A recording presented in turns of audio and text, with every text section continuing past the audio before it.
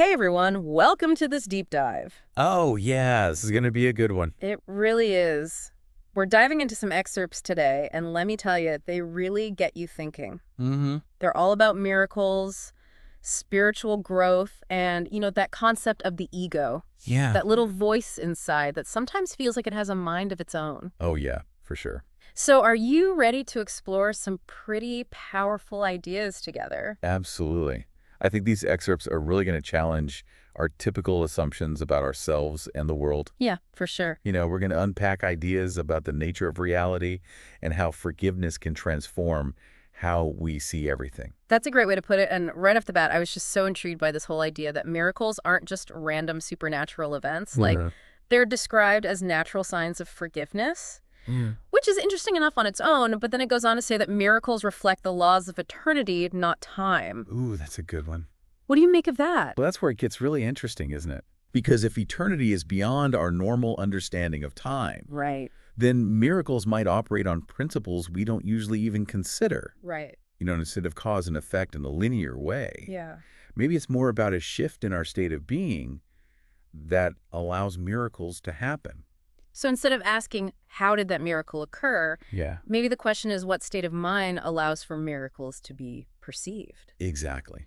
And that leads us to this whole concept of miracle readiness. It's not just about waiting around for miracles to happen. Right, It's about cultivating a state of mind right. that is open to experiencing them. I like that. The source even suggests that a miracle's never lost. Wow. It can touch countless people, even those we never meet.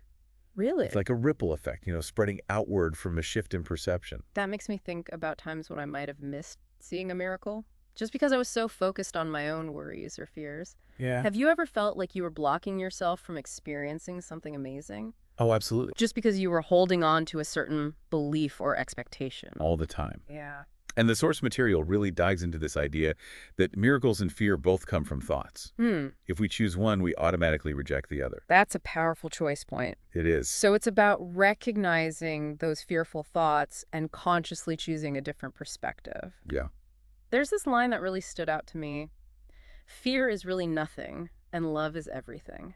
Whenever light enters darkness, the darkness is abolished. Powerful. Such a vivid image, right? The light of love just dispelling the shadows of fear. I love that. Yeah. What's fascinating here is how this connects to the idea that what you believe is true for you. Oh, yeah. It suggests that our beliefs shape our reality. It's true. If we believe the world is a scary place, we'll probably find evidence to support that belief. For sure. But if we choose to believe in the power of love and miracles, our experience will reflect that shift. It's like we're co-creating our reality with every thought and belief we hold. We are. And that brings us to this concept of the ego. Okay. The source material describes the ego as this separate entity within our minds. Right. This part of us that thrives on separation and fuels our fears. What are your thoughts on that? Well, I think we've all experienced that inner voice that tells us we're not good enough, Oh, for sure. not lovable. Yep. That's the ego talking. It is. Yeah. And it loves to distort our perception, Yeah. making us see things that aren't really there. Yeah. It's almost like it's wearing a pair of funhouse mirror glasses, Uh-huh. making everything look warped and scary. So how do we take those glasses off? That's the question, right? Yeah, how do we start seeing things clearly again? Well, the source material suggests aligning our minds with what it calls the Holy Spirit Okay. to achieve a state of invulnerability. Hmm. This Holy Spirit seems to represent that higher part of ourselves, Right. that voice of wisdom and intuition that guides us back to wholeness. So it's like tapping into that inner compass that always points us in the right direction. Exactly. But how do we tune into that frequency? Right. How do we strengthen that connection? Well, one way, according to the source material, is through forgiveness.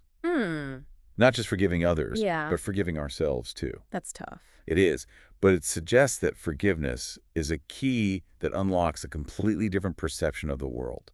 It's like forgiveness clears away the fog of judgment and resentment Yes. and allows us to see things with more clarity and compassion. Absolutely. Yeah. The source even says that the Holy Spirit helps us reinterpret time into the timeless.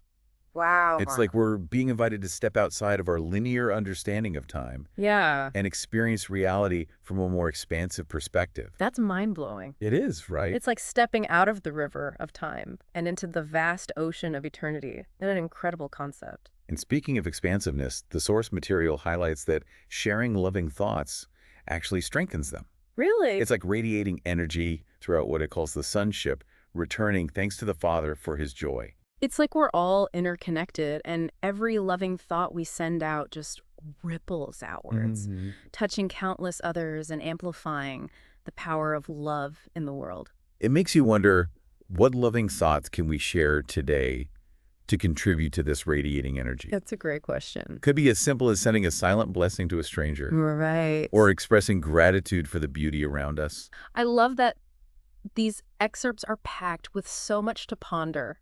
Yeah. We've only just scratched the surface, and there's so much more to explore. So much more. Stay tuned for more of this deep dive. We'll be right back.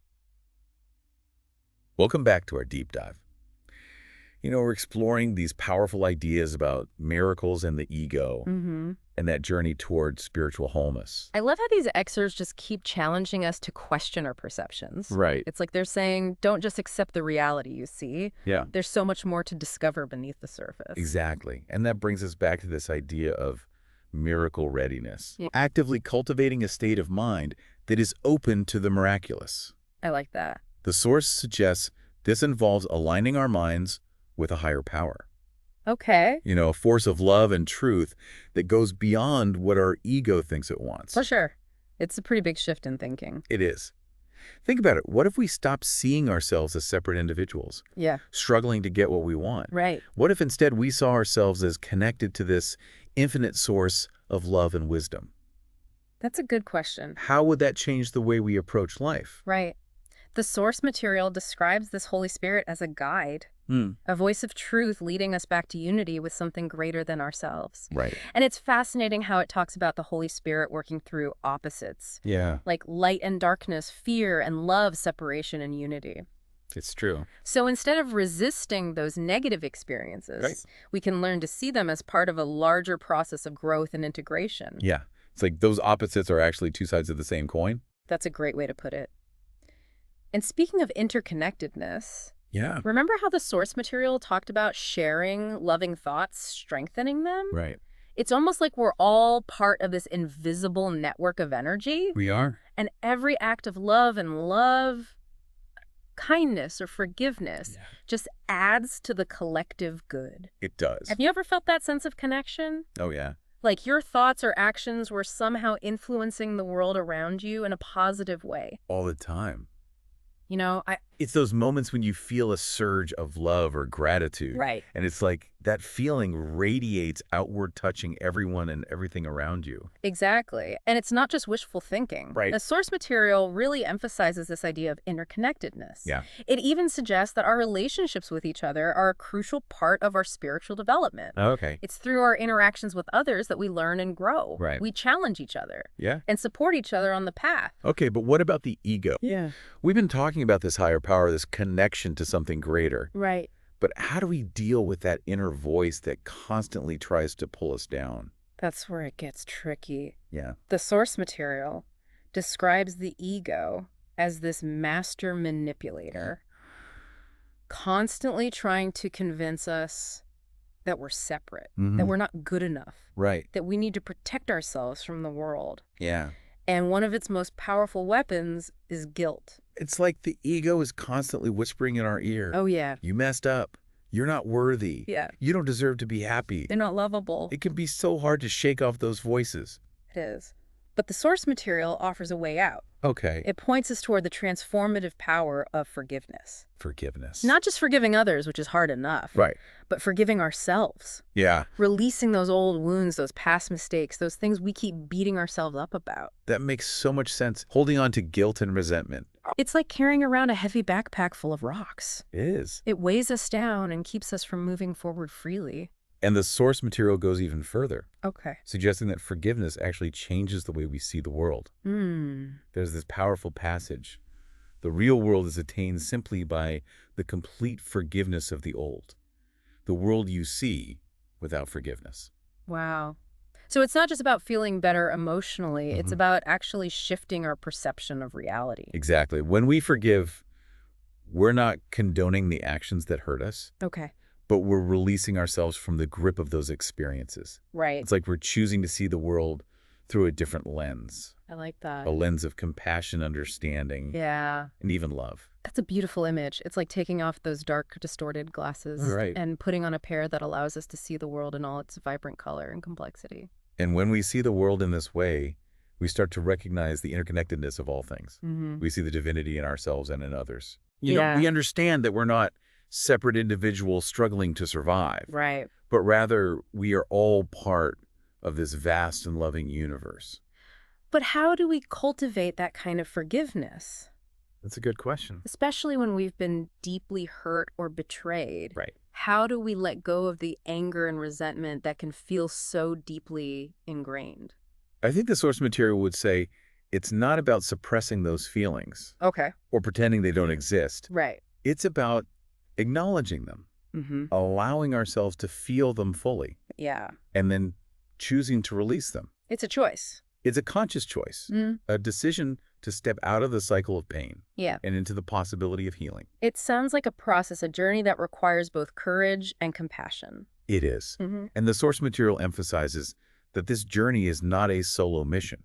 Okay. It talks about salvation as a collaborative venture where we learn from each other, Yeah. support each other, Right. and help each other to awaken to our true nature. That's so reassuring. It's like we're all in this together, We are. stumbling and learning and growing alongside each other. Exactly. Yeah. And the source material even suggests that learning from others prepares us to hear that divine voice within, Okay. that intuition or guidance that comes from connecting with something greater than ourselves. Right.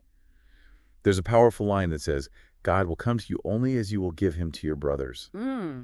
Learn first of them, and you will be ready to hear God. It's like we're all mirrors reflecting back to each other the divine light that we all share. We are. And the more we open ourselves to seeing that light in others, Right. the more we awaken to it within ourselves. And that brings us back to the concept of innocence, which we touched on earlier. Yeah. The source material describes true innocence as a way of perceiving the world Okay. that is free from the distortions of the ego and the shadows of the past. Right. It's about seeing things as they truly are without judgment or condemnation. Exactly. With a heart filled with wonder, curiosity, Yeah. and a deep appreciation for the beauty and harmony of creation. It's like looking at the world through the eyes of a child, Yes. filled with awe and wonder Yeah. before the ego's limiting beliefs and fears have taken hold. But how do we reclaim that sense of innocence? That's a good question. After we've experienced the pain and disillusionment of adulthood, Right. is it even possible? I think the source material would say yes, it's absolutely possible. Okay. It's a process of unlearning the limiting beliefs and fears that we've picked up along the way, Right. of shedding those layers of conditioning that have dimmed our inner light. Yeah. It's about rediscovering the joy and wonder that reside within us, waiting to be rekindled. It sounds like a journey of rediscovering our true selves, the Is selves we were born to be. Yes. Before the world told us who we should be. Exactly. And the source material offers some guidance for navigating this journey. Okay. It emphasizes the importance of choosing love over fear, recognizing the ego's illusions, and aligning our minds with the Holy Spirit, that voice of truth and wisdom within. Yeah. It's about surrendering to the wisdom and love that flows through us, Right. allowing it to guide our thoughts, words, and actions. It's about remembering who we truly are. Yes. Spiritual beings having a human experience. Yeah. Expressions of the divine love and light that created the universe. Absolutely. Yeah. But what does that look like in practical terms? Right. How do we integrate these teachings into our daily lives? Yeah. How do we bridge the gap between these lofty spiritual concepts and the nitty-gritty realities of everyday life? That's the million-dollar question. It is. And I think the answer lies in making small, conscious choices Okay. throughout our day to align ourselves with love, truth, and forgiveness. I like that. It's about recognizing those moments when we're tempted to react from fear or judgment Yeah. and choosing a different path, Yeah. a path that leads to greater peace, joy, and connection. So it's about paying attention to our thoughts. Yes. Our words, our Yes. actions, and asking ourselves, is this coming from a place of love or fear? That's it. Is this contributing to greater unity or separation? Right. Is this aligned with my highest values and aspirations? Precisely. It's about making those small adjustments day after day, Yeah, moment after moment, until they become our new normal. I like that. And as we do that, we start to create a ripple effect, influencing the world around us in ways we may never fully comprehend. These excerpts have given us so much to reflect on. They have. It's like they've opened up a whole new way of seeing the world. The Right. world filled with possibility, connection, and boundless love. It is. But there's still more to uncover. Welcome back to our deep dive. We're wrapping up our exploration of these thought-provoking excerpts on miracles, the ego, and the journey towards spiritual wholeness. You know, it's amazing how much these ideas have resonated with me. It's like they've unlocked a new level of understanding about myself and the world around me. I'm feeling that too. You know, these excerpts offer a profound roadmap for navigating the complexities of life. They remind us that we have the power to choose a different path, one that leads to greater peace, joy, and fulfillment. One of the concepts that really struck me is this idea that the world is like a giant classroom, a place where we come to learn and grow, heal, and awaken to our true nature. It's a powerful shift in perspective. It is. Instead of seeing challenges as setbacks, we Right. can start to view them as opportunities for growth and transformation. Absolutely. It's like those difficult experiences are designed to help us remember who we really are, spiritual beings having a human experience. Yeah. They're nudging us to shed those layers of conditioning that have dimmed our inner light and reconnect with the source of love and wisdom within. But here's the thing, the ego, that little voice in our heads, Yeah. often tries to convince us that we're separate from that source, Right. that we're alone and have to fight for what we want. So it's created this elaborate illusion of separation to keep us trapped in a cycle of fear, guilt, and suffering. Have you ever noticed how the ego seems to thrive on negativity? Oh, absolutely. It's like it wants us to believe that the world is a scary place, Yeah. that we're not good enough, that Right. we don't deserve to be happy. Loves to whisper those limiting beliefs in our ear. Yeah, what are they? You messed up. Yeah. You're not worthy. You're not lovable. Yeah. And if we buy into those lies, we start to see evidence of them everywhere. It can be so hard to break free from that cycle of self-doubt and self-sabotage.